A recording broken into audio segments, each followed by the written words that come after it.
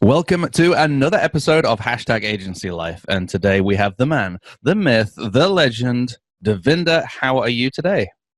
I'm doing good. That was heavy loaded introduction. That was pretty good, wasn't it? You are now under an immense amount of pressure to live up to this amazing introduction. Yeah, I'll try. No worries. It's 11 o'clock for you. It's 6:30 in the morning for me. So you'll excuse me sipping coffee. But are you ready to rock and roll? Sure, go ahead. All right, then let's find out about your agency. And the first thing is, tell us the name of your agency and what it is that you guys do. Well, it's iGuiding Creative.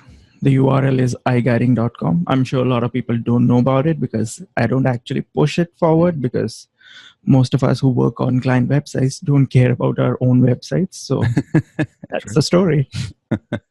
And you just build websites for clients. So what else do you do? Well, when I started, I used to build, like most of the work I did was for direct clients that wanted websites. But for last 4-5 years, I have pivoted and I provide more white label services to agencies because I found my comfort level there, because client communication is something that I don't like doing. So here, working with agencies is like my sweet spot. I get the regular work and I get to do my favorite thing, which is designing and developing. So I do take direct clients as of now, but major work is now agency white label. The funny thing is those agencies are still your clients, so you're actually doing client work.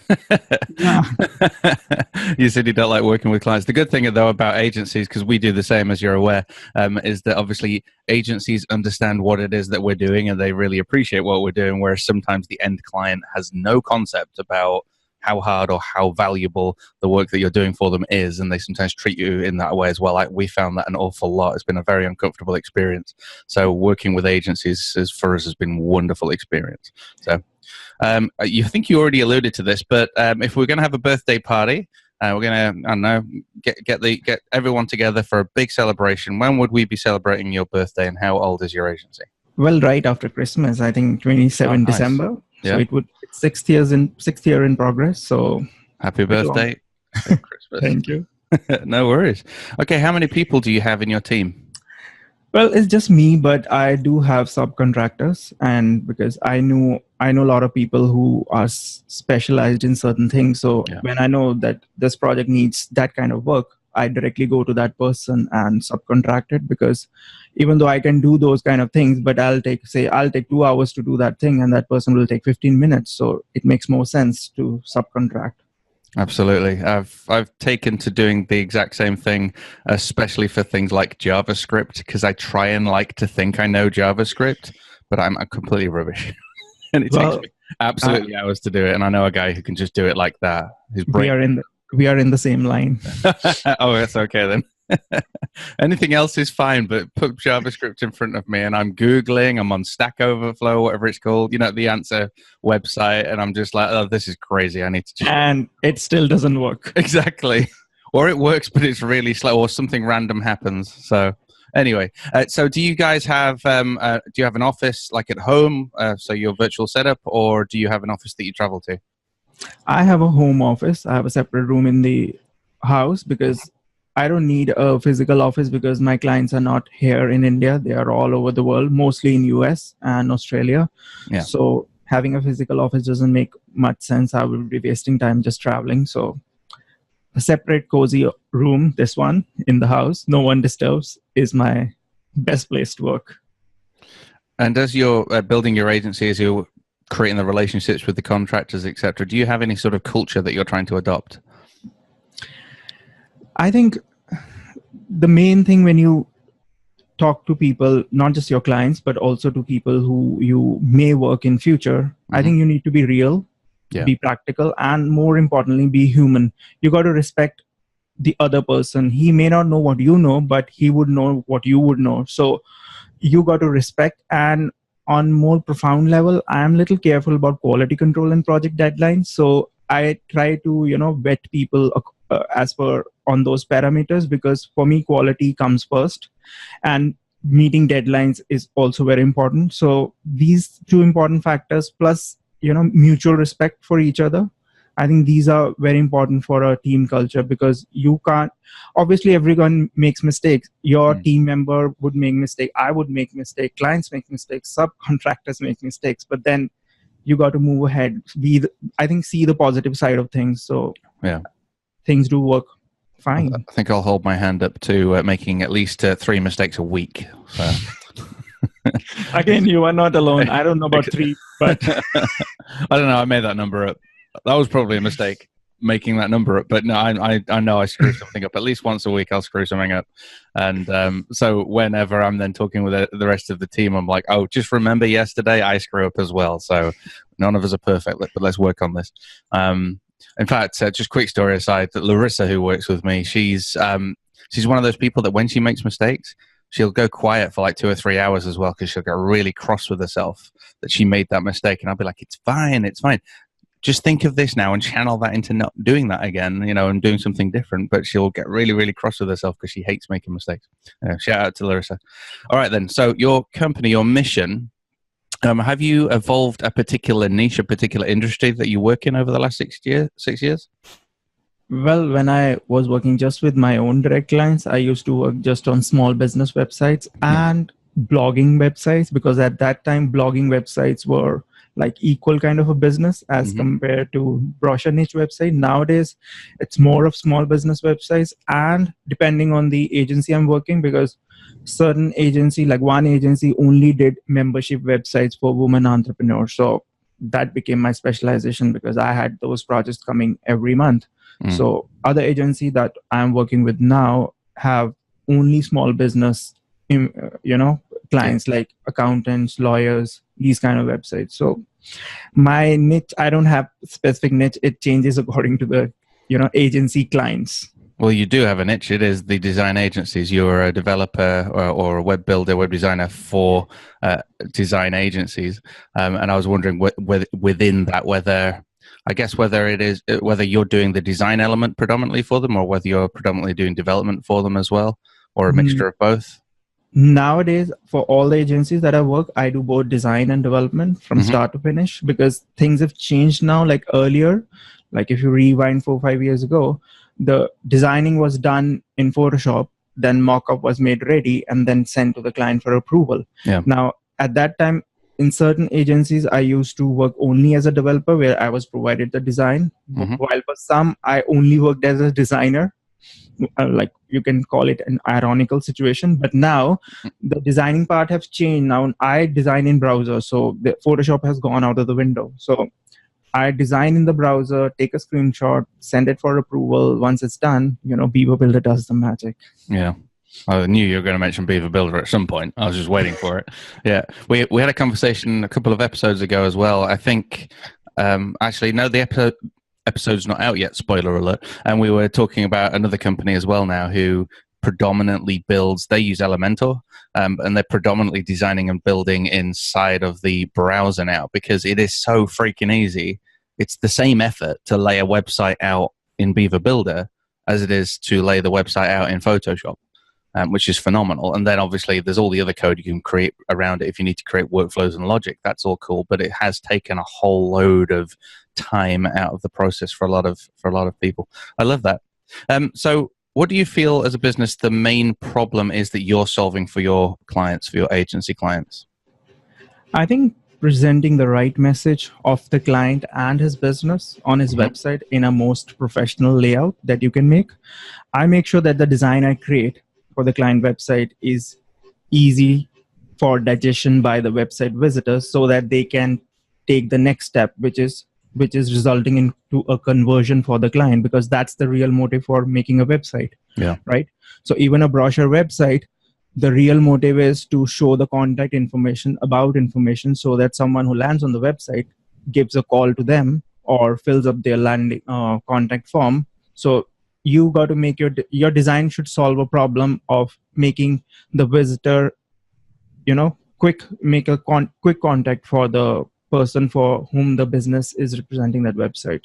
So you're helping your clients, the people who get websites from you, get the outcomes they need from those websites, i.e. the click on the contact button, the fill in of a form, somebody giving them a call, etc., which are very, very common. And Right. also inputs on the website copy, because a lot of people ignore that part. So if I'm designing I only start designing when a client gives me a copy Yeah. of the real copy. I don't do the design with lorem ipsum. That those days are gone. Yeah. Because when you have the real content, the design is actually more better and relevant to what the person is trying to convey. So if the copy has a problem, I let them know and I'll refer them to some copywriter which falls in their budget, because small business clients, they do have this problem. They would spend $5,000 on design, on development, but they won't spend even $1,000 on a copywriter. So Yeah. you got to drill this thing in their head, because Google, you got to tell them Google will see your words, not the design I'm creating. So there's a little learning part. Some understand, some don't, but then that's okay. No, I completely agree. I have good copy.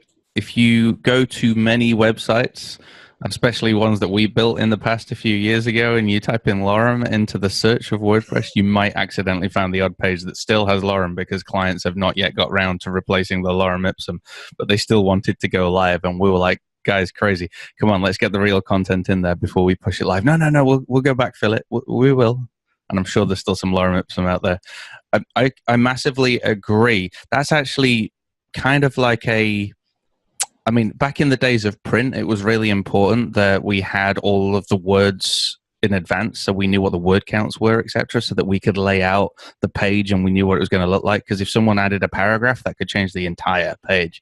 And then I think when the web happened and the fact that it can change and it's fluid, etc., then as designers, a lot of us were like, oh, well, we'll just fill it in with lorem ipsum. But I do agree with you. I think it's really, really important to treat these web pages as the final product, as something that is going to look right. It's something that you can then test for a few weeks, not keep changing it, test it for a few weeks and then evolve it if you have to, as opposed to just creating pretty spaces and saying, all right, fill that blank space and that blank space. So I'm really inspired by that. Thanks for sharing. Shall we go into... Oh, sorry, Karen, yeah. And this is also very important now, because earlier the designs were like one column, restricted column, dump any type of content in it, you're done. But now you have like 2 columns, 3 columns, full width, flex width. There's so many things you can play around. And I make sure that I split the copy into different, small layouts, so that every section catches your attention on the copy, not on the image or not on the graphic element, because those are just accessories, right? And easy to consume as well. So that's good. Yeah. All right, marketing. How are you generating your leads? Well, if I talk my start early days, like 6-7 years ago, I slogged it out really hard on sites like Freelancer, Upwork, Elance, which is now like Odesk. But I made sure that I didn't use those platforms to get more work, but I used that platform to build relationships and to take that work outside those websites. Because in my initial years, when I started working with web agencies, most of the web agencies actually made first contact with me on those websites. So that was amazing, but I made sure this was just one jumping step, and I think it's been 4-5 years. I'm not even logged into that account because I never felt the need for it. Fortunately, now I have a big network, so there's very less drought times for me. And since I work with a lot of agencies now, I work with like multiple agencies at a given time. So there's always work to be done and different type of work to be done. So the interest factor is also there, that I don't get bored of it. And plus my newer endeavors of making courses has also helped me in getting that visibility. And the next step, which is I've just launched my podcast, should help further, I guess. Absolutely. And there will be a link to Davinder's podcast in the show notes, so be sure to check that one out. You're a legend, mate. You're absolutely everywhere, especially on Facebook. So I'll very often be in Facebook, and either someone will be mentioning you or you will be in that as well. And I'm assuming Facebook and our shared online network has been a great source as well of leads for you as well. Yeah. Awesome. So it's up to you how you answer this question. The question is, how do you measure success? But that could be in your business, that could be in your personal life. Feel free to answer it in any way you wish. Well, satisfaction and feeling proud of the delivered work, that's the key things. Because seriously, I have fun every day doing the work I do. So But on a serious note, I do keep an eye on the money flow. So you Yeah. can mix all these factors: satisfaction, money, feeling proud, feeling like show off, like I did this. Yep. So it's I hear all you. combination of all these things, because you do feel good when someone validates you and says, "Oh man, you did an amazing job." So I guess we all live for that. Basically, we pretend we don't, but we do. Yeah. Whenever someone writes in and says something nice about the podcast, I'll float for the rest of the day. That's hilarious. All right, confession time then. Okay, it's just me and you, a few thousand listeners around the world, and we all promise to keep your secret. But what do you feel the biggest problem that you have at the moment is in your agency? Well, not just my agency, but my overall, online work profile in life. I think too many ideas, too little time. Yeah. Like I've been in that, I've been busy with client projects, agency projects for quite a while. And if you go to my agency website, it looks a little outdated, even though I have already made the new branding design.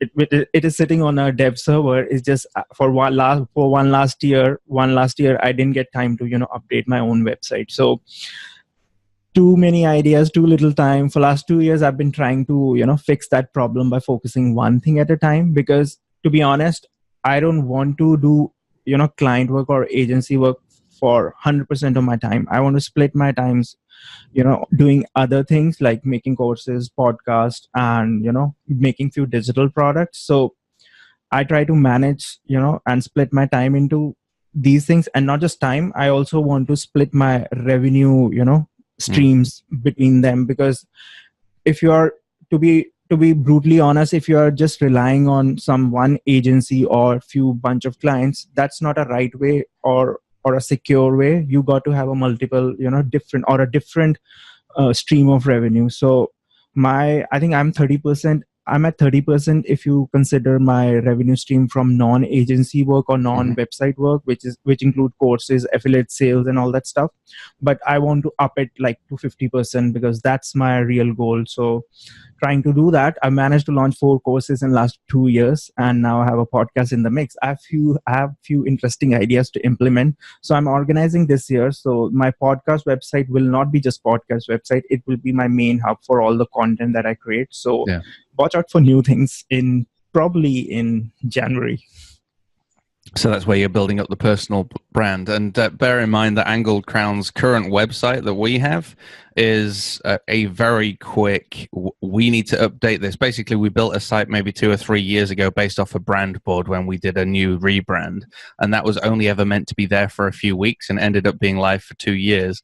So eventually I said, well, we've got to just do something and learn some of the lessons. So we very quickly in Beaver Builder put something else together to replace the old site. So we've really got like a 3-page website and a little blog section going on Angled Crown, but it still does the job. That's the problem, isn't it? I think it's a common issue where we're more often working on other people's websites or other people's things, or we've got new ideas that we want to pursue, and it means that we can't get the time to do some of those other important things.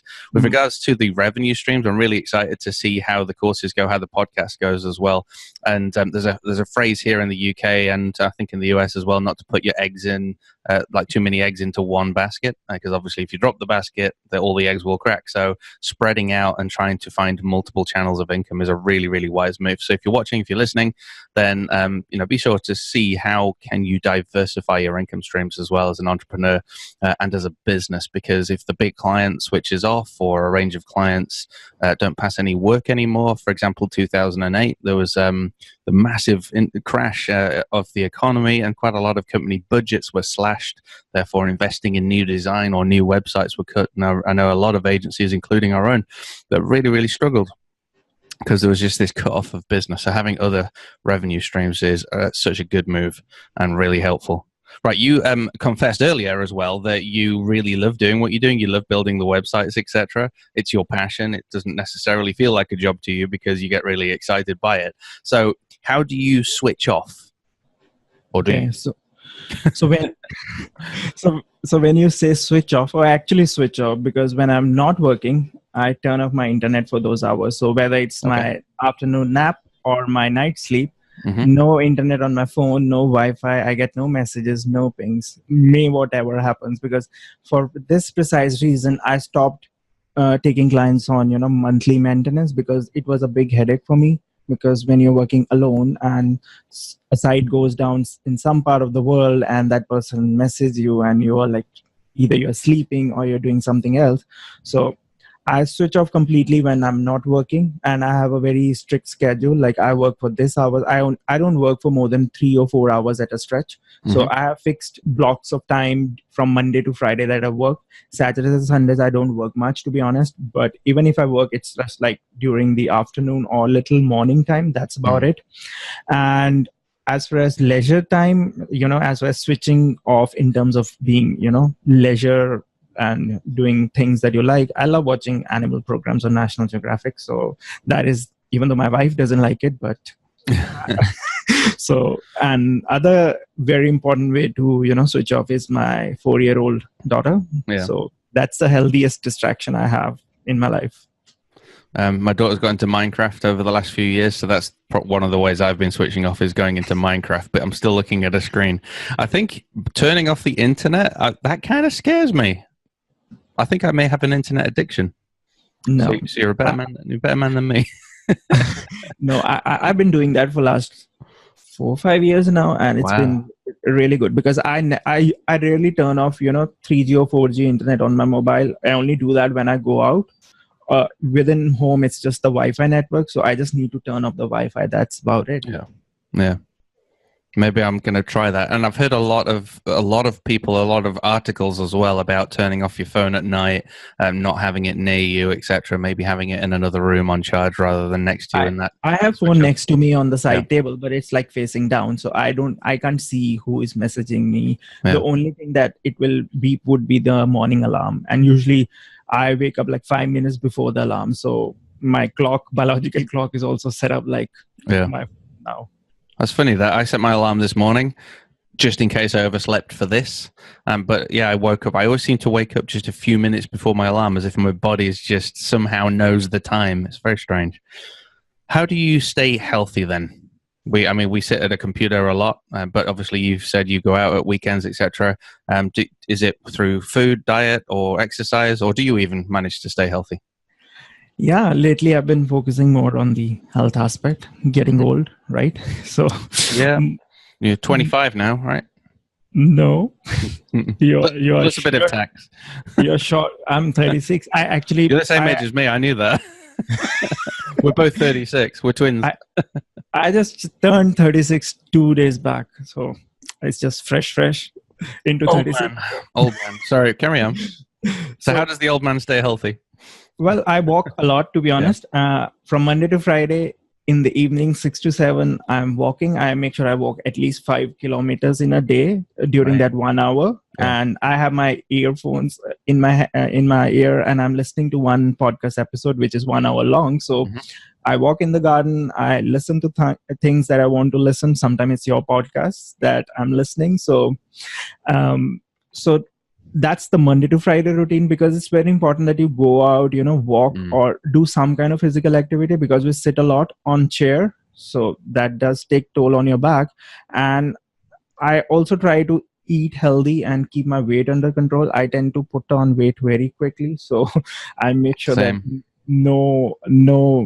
I wouldn't say no sweet stuff, but I try to, keep it for junk food for weekends, Saturdays and Sundays. Sundays, I don't have any strict schedule. So it depends on my kid where she wants to go, because she has her off. So Monday to Friday, I have a strict work as well as non-work schedule. So this is the only thing. I'm not a gym person. I used to go to the gym, but gym is not something that fits into my profile as of now. So walking and running, I also run during that time, like for 30 minutes, 35 minutes I'll walk, then last 10-20 minutes it's like running, get full sweaty.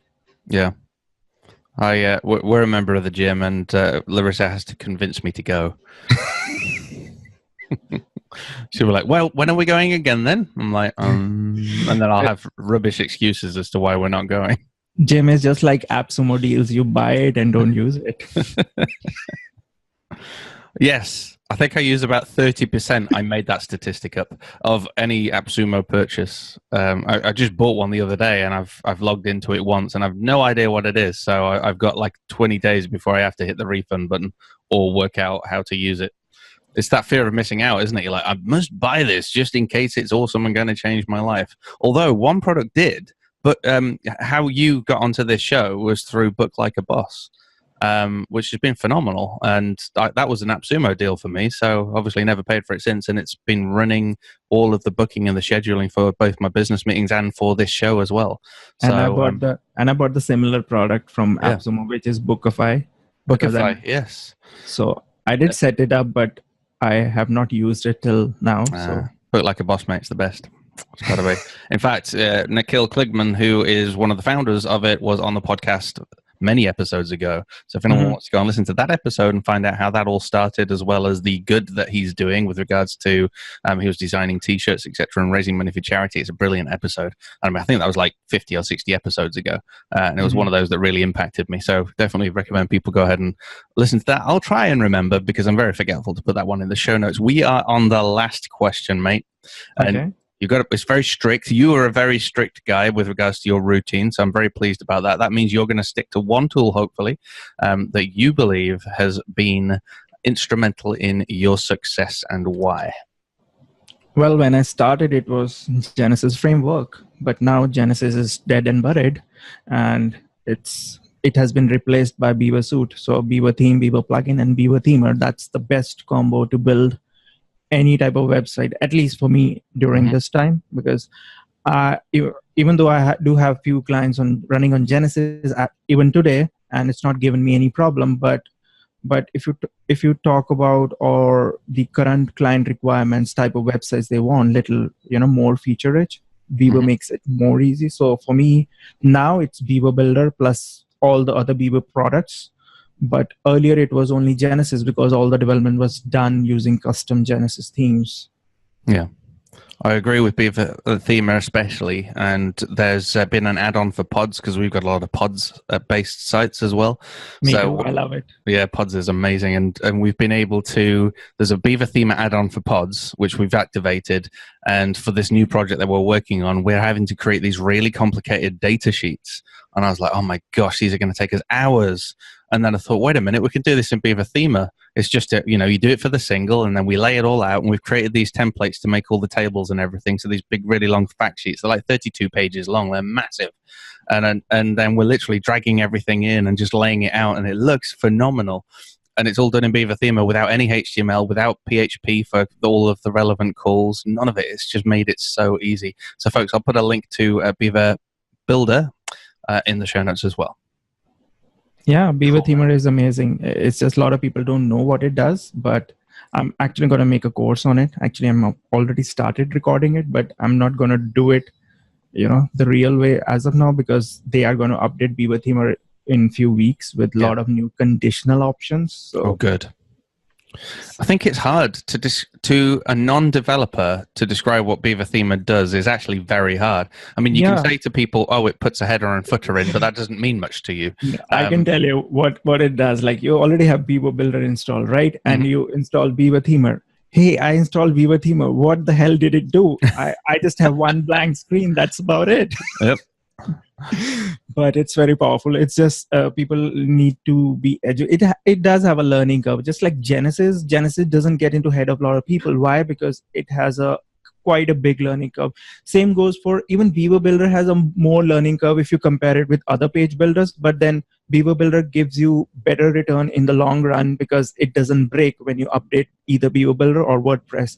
And other page builders, I won't name them, but they do break. So the time I'm saving on not fixing things that have not broken is equivalent. Even though we are paying almost double the price of second, number 2, number 3, number 4, I'm happy to pay that price for the, satisfaction, I guess. We're on the agency package, and we happily pay that every single year for Beaver Builder. It has broken once for us on an update. That was when they introduced the inline editing, and they introduced the inline editing, and it caused a whole load of issues. But thankfully, that was on a staging site anyway, and the the brilliant team at Beaver Builder, I think they fixed it within 24 hours. So there was another increment really quickly straight behind that to resolve any of those issues.